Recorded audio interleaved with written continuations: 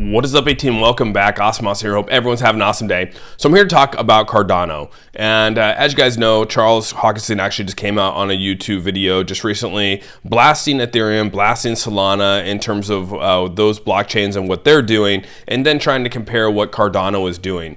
And one thing I want to lay out here is that Charles has always seemed to do this. He always seems to put his foot in his mouth when it comes to Cardano. And I only think that it actually hurts Cardano more than it actually betters Cardano. And the reason why is you can go back and you can actually look at the recent feud that he had with XRP. If you guys don't remember, Charles Hoskinson came out and actually said that XRP provides no partnerships or technical value. The community is toxic and petty.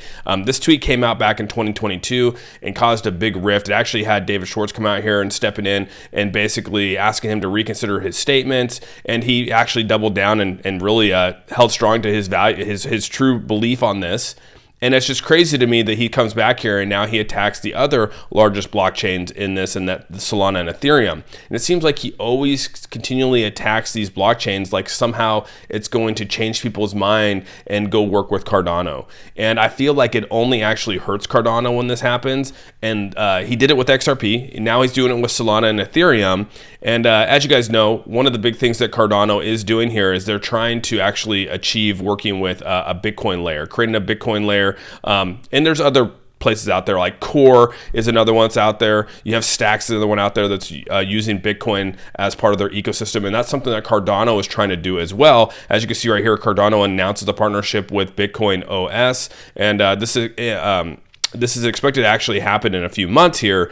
And so everyone's kind of excited about that, but he comes out and he attacks how basically Ethereum is useless, Solana is useless. And the reason why is because Ethereum has actually allowed and promoted layer 2 blockchains. As you guys know, Polygon was one of them, Base, Arbitrum, Optimism. And what that has done is taken billions of dollars away from Ethereum and allowed these blockchains to grow. And that's why it's actually dampened Ethereum. That's his argument. Also, he just basically came out and said that Solana, which is obviously another big competitor of Cardano, just will not be able to survive. And a lot of people actually believe that. People actually think that Solana might be dying because of this meme coin craze that's out there, and it just gives Solana a bad look.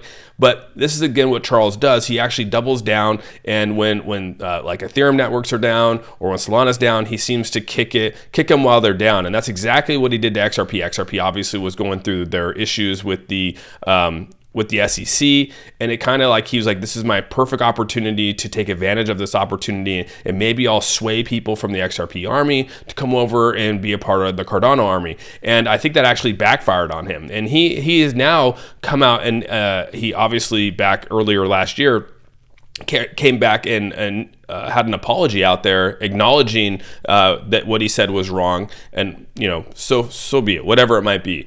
But I just feel like this is kind of a grift, because now he created this controversy, and it's like, okay, well, now I see an opportunity to where I could take advantage of certain situations, and the big one was RLUSD. As you guys remember back here in December when RLUSD launched, you could see Charles was out here all over the tabloids like, hey, I want to work with Ripple now. I want to use RLUSD as a part of the plan for this. I just feel like he's always just grifting out there. And that's just my personal opinion. I feel like he tries to attack these other projects and tries to make it like Cardano's the savior to crypto.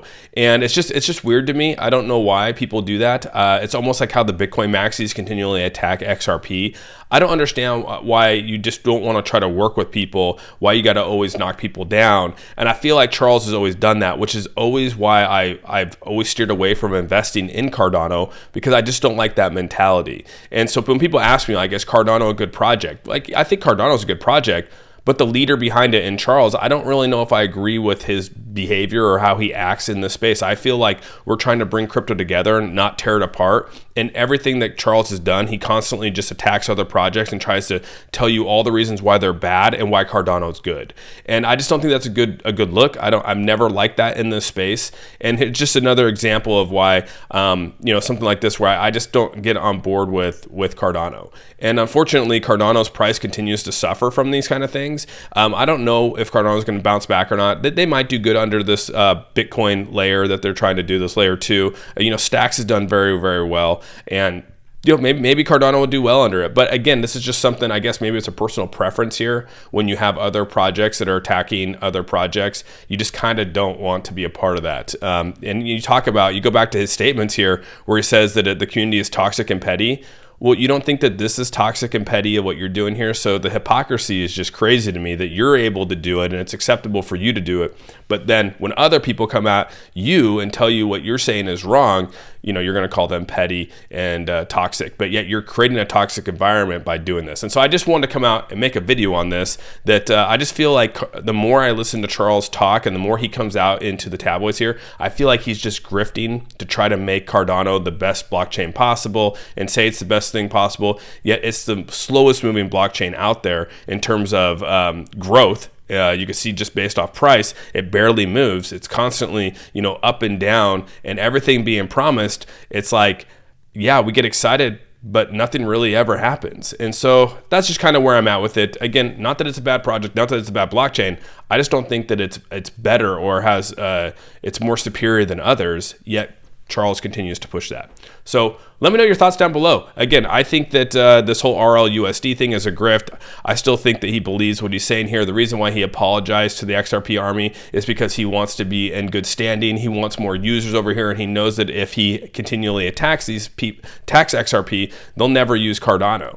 And now I feel that he's going after Ethereum, he's going after Solana. This is just not a good look for Cardano at all. So just my personal opinion. And if Charles ever does watch this, I would just say, I don't know why you'd have to come out and attack these different projects. I think you should just probably keep your comments to yourself. And that will actually help Cardano investors grow their bags over time versus you kind of like constantly knocking them down. So anyways, with all that, let me know your thoughts down below. Do you think I actually am coming in a little hot on this? Do you think that this is actually something that Charles should take a look at in terms of like not speaking about this kind of stuff because it actually hurts the project more than it helps the project?